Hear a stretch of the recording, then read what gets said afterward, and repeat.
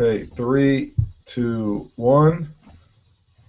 Hello, everyone. Welcome to our 57th episode of the Security Show, Security on the In30 Network.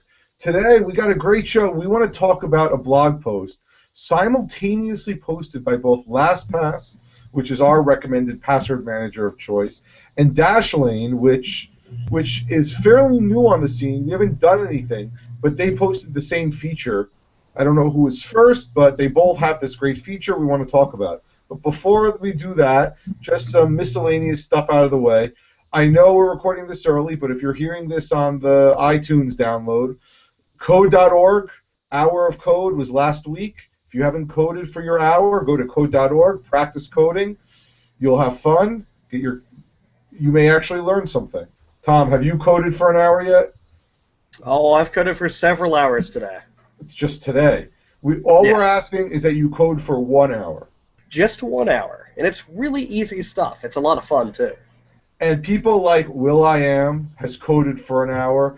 Our president has coded for an hour. Chris Bosch has coded for an hour. Michael Bloomberg has coded for an hour. So if they can do it, we know you can do it. So. Yeah, and we're not going to comment on the president's use of JavaScript. I'll let that speak for itself. So yeah, do that. In the meantime, both, like I said, LastPass and Dashlane, we don't know who came first, announced that they decided to add a new feature called auto password change, which is interesting at the very least. So Tom, I know you didn't get to read it, but I mean we talked about this pre-show. What do you think? What is it? It's essentially an automated way. You click one button, it logs you into a site, it finds the change password page, and then it puts in your current password, sets a random string for your new password, and then stores the new password in the password vault. I think it's a really good idea, but to me it feels like an edge case. It feels like something you would do like if you were just signing up for a password manager, if you were just starting to use something to manage your passwords and get it out of, the realm of I know all my passwords. If you were just starting to randomize things, that's when you'd use it. Or you would use it, once in a while if there was a breach, if you felt like you needed to change something, or if a website made you change your password. But I don't really see this being, the next hot thing. It's a cool feature, but keep in mind, a lot of these sites, this feature has to be manually built into the tool. It doesn't just randomly pick up a site and go, oh, it says change password right here. That's a really hard thing to do, and there's a lot to mess up. There's a lot that can be messed up. So, a good idea. Will it be more useful in a year or two? Most definitely. I don't think it's a bad thing, but it's not going to sell me. Well, I mean, I saw this, and on the onset, right at the beginning, I said, wow, this is great. Because we've been talking about put something long, something you can't remember, and use a password manager. So if you're already using a password manager, what's necessarily the problem? And you're looking at these sites, which I'm going to show in a second, and you're saying, wow, there's 50 sites. So these companies had to contact these 50 sites or put out to all the sites and say, hey, can we do this? And get them to get there to do the password page and everything else. So by that fact, this has been going on for a while. So if you can see on the screen, we're going down the list, and there's some pretty notable names like Amazon and Apple and Barnes & Noble and Box and Dropbox. Now, and there's Evernote. one you have to keep secure is your Domino's pizza password. Very important. I know, because you don't want people ordering Domino's pizza to your name. Actually, what was the worst one was when you lost your wallet was changing your Blockbuster, getting a new Blockbuster card. Because imagine, really? Well, think about it. Somebody goes and rents a movie on your name and brings it back at 12:01 the next day. You're going to end up with another $7 fine. I don't know how many times I've actually logged into the Garmin site, but kudos to them. I mean, Kickstarter had a breach, so we know that they're good. But you just keep on going down the site. There's a lot of. I mean, here's PayPal. A lot of big names on here. And like you said, like who really cares about your Domino's password? But that's the next topic that we want to get into on how important it is. But look at all these names. So they've been clearly working on this for a while. This wasn't thrown up yesterday and said, okay, we're going to implement this and we're going to be the first or the second or whatever it is. Yeah, it's a very slick interface, and it's got all the the nice curved edges and the buffed shiny look, but. Again, keep in mind, Dashlane, very fresh on the scene. They've got the right words on the page. It looks like they've done the right things. It looks like a trust no one service, but it took a good long while for people to start to trust LastPass. And frankly, some people still don't. Dashlane, with any new security product, I'm going to say the same thing. Let it exist for a while. Let it get hammered on. Let people attack it. Have them get their feet wet before you jump right in. It's very pretty. We looked at the pictures beforehand. Look, LastPass has the same blog post, but they didn't list the sites on it. It's with black text on a white background, and you have to dig to find it. Dashlane had all the sites, all pretty, all designery, right up there, and that's why I'm showing you that screen. But again, we would like LastPass to be more pretty, but it gets the job done. And I think most people who care about security or want to care about security will figure it out. They've done huge strides in the last 2 years to make it as pretty as possible. It could be better. Okay, so we saw this, and like I said, wow, this is great. Is this for the average person? No. Like you said, when you're starting out, can you take your Domino's pizza password and say, have it change? Sure, right? I mean, how many times do you really order Domino's? Yeah, it's a really great thing for those sites that you're just getting started with a password manager, or for the sites you don't care about, but you're like, oh, wait a minute, that's using a really old password, or that's using not a really old password, but that's using a password that's not random in any way. It was using a password that I used 6 years ago. I'm going to click this one button and make my problems go away for that website. That's a really cool feature. Is it going to see a lot of use? I don't really think so.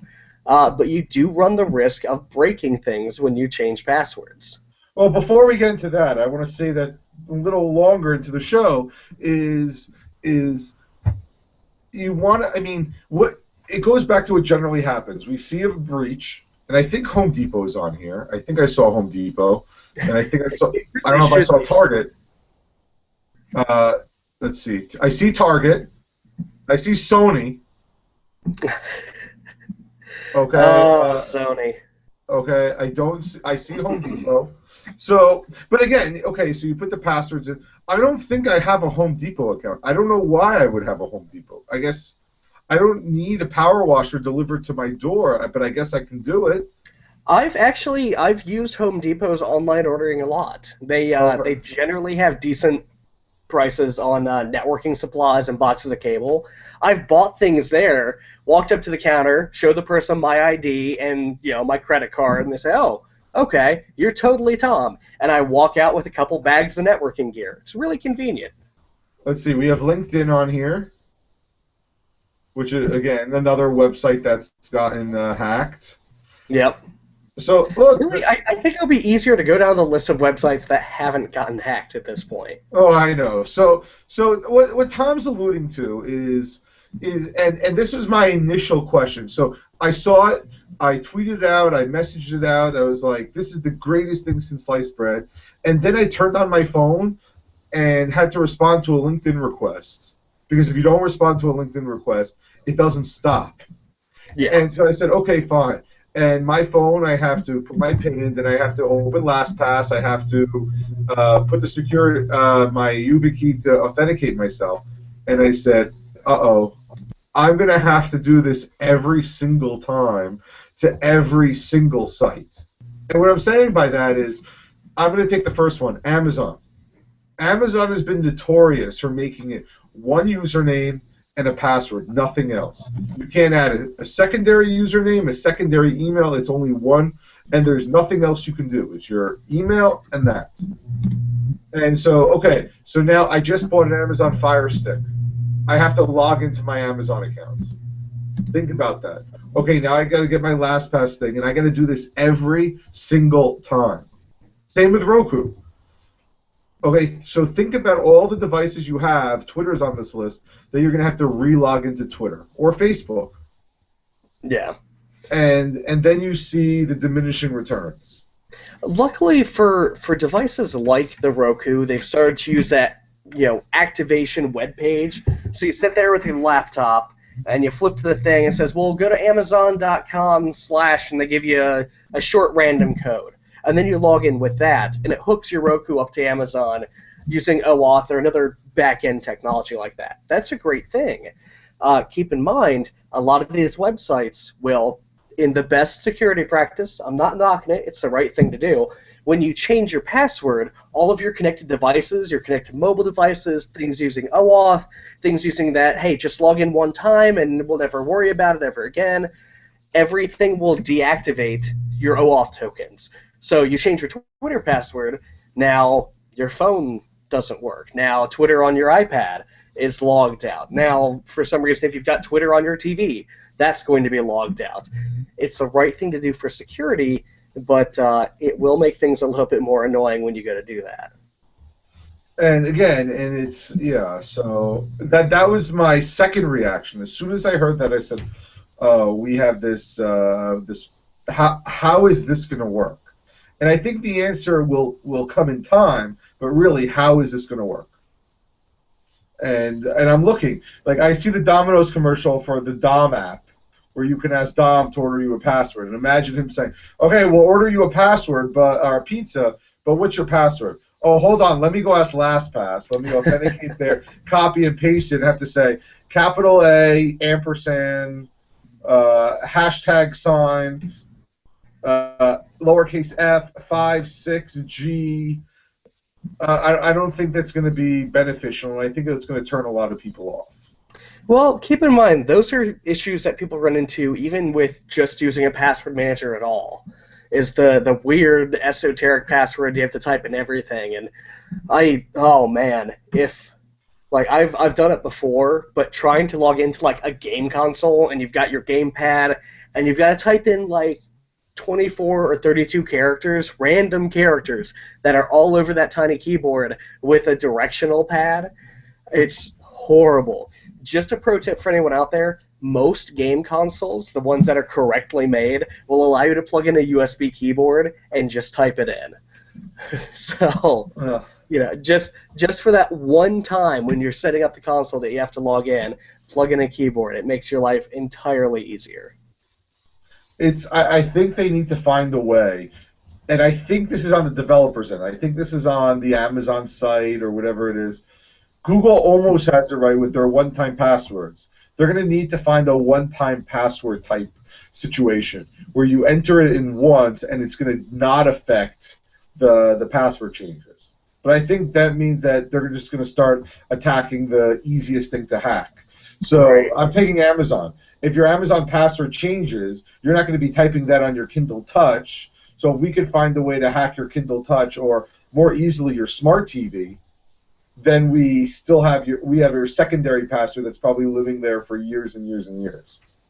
Yeah, and even still, I mean, you could forge network requests. You could, like you said, you could get into the device's firmware, especially on something that's not going to be updated, like a TV. There's a lot of badness that could happen there, and I don't see companies moving towards that model of having multiple password tiers. And not even related to security, that would just confuse everyone terribly. I mean, having multiple passwords is bad enough, like at your job, if things don't synchronize, if you don't have a single sign-on system. But having 2 or 3 Amazon passwords, depending on what device you're using, that sounds pretty annoying. Which takes us into, well, do we have anything else on this before we segue into something else? But I don't. Yeah, I don't think I do. I can look at the roll here and see any fun security things I've come up with recently, but I look at I look at these websites and I say kudos to all these websites. Great for them for trying. I think that it's not clickbait. I think people will start using it, but I think this is for the person that has one phone and a computer and very few connected devices. So like the Dell.com website. I'm never going to visit Dell on my mobile phone. I'm only going to visit on my laptop. So for that, you know what? I'm going to turn it on. You know, that's kind of a funny example because last time I was on Dell.com, I actually was on my phone, and I was trying to build a server to get a price quote. It didn't work out very well. That site is not built for a mobile browser. You'd log in, and everything would just, like, crunch up everywhere, like the search bar was, like, right in the middle of everything. It was terrible.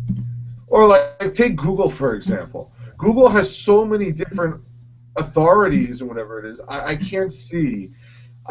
I can't see you doing it for Google. But Google said, you know what?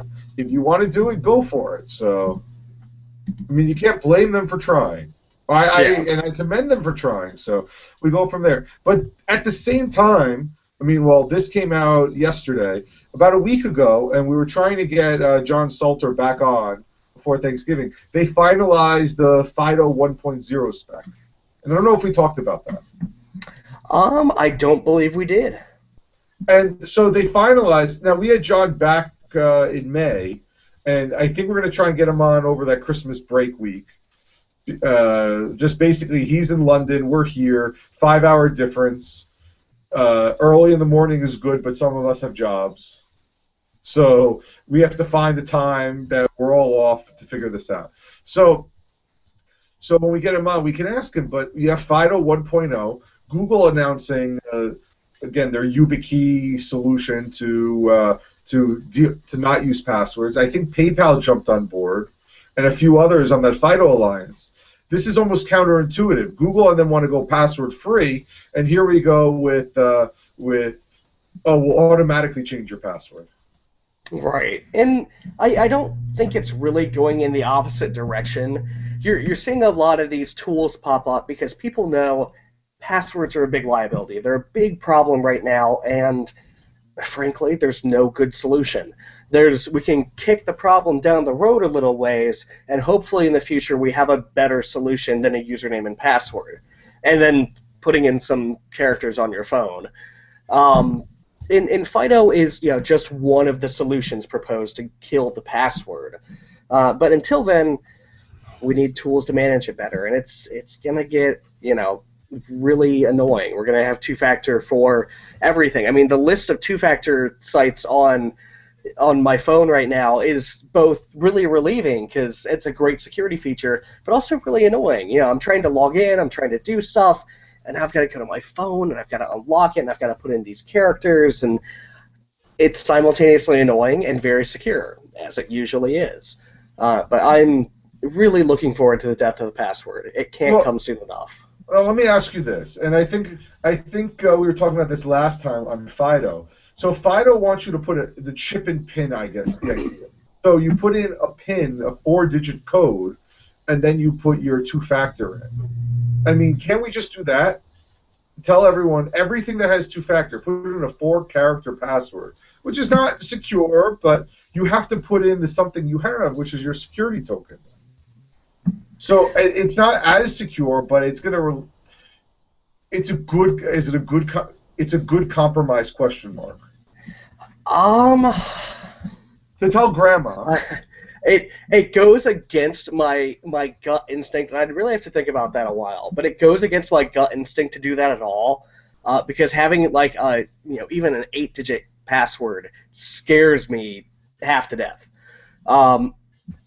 Would it be more secure than having a bad long password, like a really bad 10-character password? Probably, because you're using two-factor authentication. Could I actually recommend that to people? I don't think so. I really don't think so. The point of two-factor is to have two things that are going to be hard to obtain. Something and then something you have. And the something you have is really, really hard to obtain, but it doesn't mean that we should just throw away the something we know. It doesn't mean that we should get rid of the password entirely and only do the two-factor authentication. That's it goes back to just as one much of a factor. problem as anything else. For people who can't remember, I keep on bringing my dad in this case, who refuses to memorize a password. I think I can convince him, either don't memorize a password, you either have to memorize the password or you have to carry this dongle with you. Those are your two choices. And I have a feeling that he will end up bringing the dongle with him because it's easier to remember that. It goes back to in high school. Did you want were you cool with the master lock, or did you have the key lock and have to remember the key? And it was I liked the key because even though I could remember the combination, it was just easier. I was that weird guy that had the clicky remote unlock. I had that for a little bit, and then the battery died, and they had to take bolt cutters to it. It was a sad day in middle school. You had the Bluetooth lock that as long as you were within proximity. Oh no, I was not that kind of guy. No, it wasn't even Bluetooth. This was an IR blaster. I had a remote control keychain that I would just click like a car and unlock my locker. It was it was pretty crazy technology back in the day. I have to say, I was really happy with it. I mean, I feel like in the last week we had two or three different news stories on the death of passwords, whether it be, like we said, from Google saying, here, buy this thing, and then the FIDO people coming after it saying, yes, we're ready to go, and then Dashlane and LastPass coming out with, we figured this out. I feel like passwords are on their way out. However, until we figure it out, people are now going to be living in this, purgatory of what do I do yet? Because people are not going to buy this YouTube thing. You and I will. We have it. I mean, I'm not going to spend $20 to get another dongle. I'm hoping that more FIDO people take the initiative, and then we'll buy one in a year or two. Mm-hmm. But people are not going to want that, and they're not going to want to have to log into different things with the password manager. So I don't know maybe Squirrel, which we still haven't talked about yet. I avoid getting too speculative on this show because I like to talk about hard and fast facts and math and crypto security and all this really hard science stuff. I don't like to go out into the realm of guessing or predictions very much, but I have to say, the FIDO guys, I love what they're doing. Anyone who is trying to kill the password, gets a thumbs up in my book for any effort whatsoever put towards this problem, because we need more smart brains on this problem. But if your solution to killing the password is people buying something, it's not going to work. No one's going to do that. No one is going to buy security. It's really hard to get people to buy security in the first place. Does it work for some companies? Yeah, but only if you keep your costs really, really low. Or if you really target your business customers, because that's where the real money is. That's why I'm hoping for Squirrel. I'm hoping for something open source that's just going to work, and it's going to have 100 million different implementations that are all roughly good because they work on the same basic open specification. If it's a dongle you buy or if it's a little fob that you have to purchase from someone, I don't think it's going to work. I think it has to be open. I think it has to be free, and I think it's got to be really easy for anyone to click one button and just have it work. Look at it this way. If you haven't gotten a new credit card yet, you're going to get one soon to go chip and pin. I've gotten mine. I got one of mine from Amex. The other one still hasn't come in. But you just wait where you're going to sit that first week in July or that second week in July and, excuse me, you have to put some sort of pin in. And you're going to not in America, unfortunately. America is going chip and signature. Chip and signature. So no pin. It doesn't look like it from what I've read. From what I've read, it looks like everyone is going to move to chip and signature, which is still going to carry, a decent amount of fees. It's better. Don't get me wrong. It's better. But when you have the option of going to a, pretty secure thing or it's better option, they definitely went for the lower security and the higher convenience on this one. Because, the signature was just, we know it's a waste. I think in the last year I got checked for my signature once. I don't actually, and I don't know if this is like a security thing. And here I'm going to spill my guts and ruin my security on this show. I will get a phone call if someone tries to actually write my name to pay for anything. I'll get a phone call later, and they'll go, Mr. Webster, you didn't just like draw a line or squiggle all over the pad when you try to pay for something. Did you actually buy this? So it's funny. I've gotten 2 phone calls for purchases where I've actually signed my name instead of just squiggling something. Really? Yeah. Really? I mean, Consumers did an article years and years ago that said they tried everything they could to get a transaction deauthorized. Yep. And they couldn't do it. They even wrote on the credit card pad, "Not authorized, do not approve," and they got approved. Now, keep in mind, this is like 2 times in my entire personal history of using credit and debit cards. So that's saying something. And I swipe a whole bunch. I swipe for everything. I've never done that. I mean, we will get around this time when my wife goes shopping, phone call saying, "Are you shopping? Are you at the mall?" And she would say yes. Yeah. Or when you're randomly out, and the famous line is 2 tanks of gas and a pair of running shoes will get your card deauthorized as fast as humanly possible. But I've never, I've gotten my card canceled at a restaurant, I've gotten all that, but I've never gotten a phone call to say, "Did you really sign this?" Yeah. I've got it at the post. I don't sign the back of my credit card because I want the cashier to ask for ID. They never do, but yeah, no. Even if you write CID on the back, no one ever asks for ID. No one cares, and that is one thing we could actually talk about in a future episode. Is the reliance on human security and how it's not secure at all. If you have to rely on people to implement this weird esoteric policy that you've written to keep people secure, it's not going to happen. You need technical measures. You need hard measures to make this thing work. Because even if a cash register pops up a big red sign and it says, "Does this person's ID match?" All they have to do is click yes. How many times at a grocery store or something when you're walking out with craft beer or wine, does the person just glance at you and go, they're kind of old enough. Okay, they were born in 1111, enter. And that's it. They don't put in real birthdays. They don't check IDs. They don't do any of this stuff. You shouldn't rely on people. It should be technology measures all the way. And and I agree with that. And because when you ask the human element, people end up not doing it. But I don't know. I see. Yeah. There's not. I don't. Those are the big security stories this week. I really don't have anything else.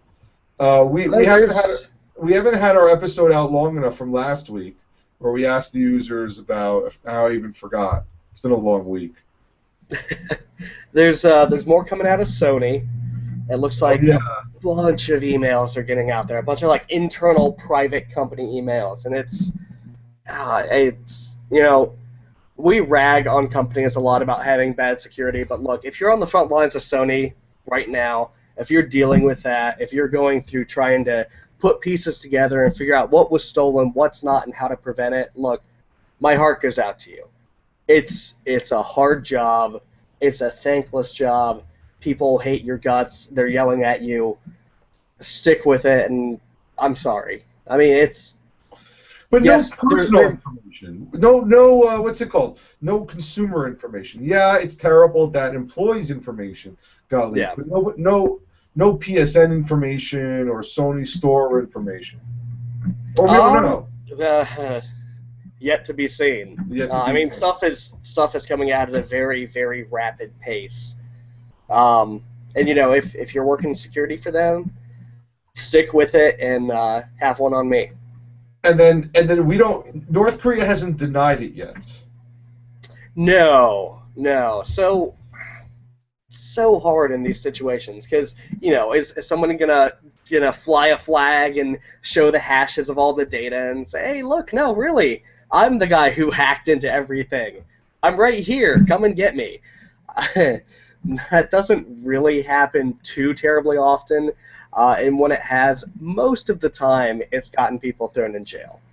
Well, So I mean, we'll have what to see. If it's a state-sponsored act, they could do it with virtually no repercussion, especially North Korea, because they're not really on anyone's friends list right now. But, we'll have to see. I mean, if it's not state sponsored, who really cares about the interview? Basically, we keep on hearing things about they want the James Franco, Seth Rogen comedy about North Korea to be taken down, and people are stopping at no measures to make sure it doesn't get leaked or put out. So I can't see I can't see anybody but North Korea or North Korea sponsor. It honestly, it sounds like a convenient narrative to me. Now I really have an issue with thinking why, out of all of the problems in the world, North Korea decides to attack Sony. Well, they did a few months ago when they heard about it, they said no, we don't want it. All this other stuff.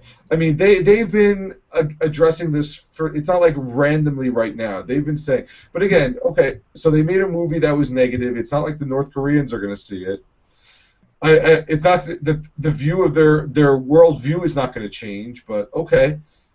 Yeah, I get it. If someone made a movie that was, a comedy about assassinating, the president of the United States, our government would probably take issue with that. Now, if you made an entire movie about, tying Congress up and forcing them to, work at a snack bar in a middle school soccer tournament, yeah, I would watch that. That sounds hilarious. Now, they probably couldn't do that job well either, but that's a different podcast altogether. So, I mean, all this other, so we hear about that, and it is coming really fast, and I guess last week was a whirlwind for me to keep for forgetting it. But I remember what we really talked about. We talked about Jessica and her issue, and I want to just go full circle with this. Would Jessica be able to figure out how to use this automatic password changer? Yeah. Is this going to be something she is even on her radar at all? Does she even know what a password manager is? Here's one thing that you can do. We're right before, another string of holidays, all of the winter stuff is coming up. We're post-Thanksgiving. Everything's going to come up. You're going to see a whole bunch of family members. Do they know what a password manager is? Do they know how to keep themselves safe online? What kind of things can you find out about your family member and about how the real world operates? The people who don't listen to this podcast or pay attention to computer security. Send that stuff in. Tell us about how real people operate, what your experience is, and, even any funny stories. We'd love to read stuff on air. And yeah, it's every once in a while when companies do it, we love to publicly shame them. But we want to hear, because look, Tom more so than I, but we all work in companies. Tom deals with security, I deal with the education, and I see everything. I really do. I see the passwords under the desk. I see the notebook that you can buy at Hallmark that says put your password right here, right under the keyboard. Yeah. That's where the passwords are. I mean, I've seen passwords be defaulted. We've seen it all, but every time we think the bar can't get set lower, we're shockingly surprised, and we like to call it out and try and change. Because if you can change if every person can change one other person's behavior, everything will be more secure, and that's our goal, and that's I think a lot of people's goal. So. And it really, it's if everyone on the planet used a random 32-character password, no one would bother trying to crack leaked hashes, because at that point there's no bottom line. There's no point in cracking, the 6 accounts who are still using really bad passwords. Right? If we can set the bar higher, if we can make it more difficult to get this information, eventually it becomes a problem of diminishing returns, and people just stop bothering. And so we've sort of seen that. So now we go to the social engineering aspect, but again, another show. Yep. Anyway, we're not. I mean, we have some time, but I think we're done for this week. Do we have anything else? I think that's about it. We'll have to see what happens with the Sony stuff, and listeners, keep sending us your stuff. Okay.